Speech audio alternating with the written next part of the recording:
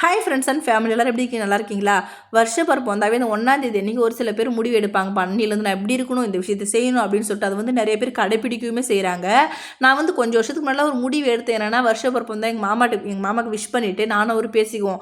நீ நானும் இதிலேருந்து ஒரு சின்ன சண்டை கூட அடிச்சுக்கூடாது பார்த்துக்கோ அப்படின்னு சொல்லிட்டு முடிவு எடுப்போம். ஆனால் ஒரு நாள் 2 நாள் தான் கடைப்பிடிக்கும். அதுக்கப்புறம் 3வது நாள் ஏதாச்சும் ஒன்று சண்டை வந்துடும். வருஷம் இதே தான் முடிவு எடுக்கிறது. ஒரு வருஷமும் கடைப்பிடிச்சது கிடையாது பார்த்துக்கோங்க.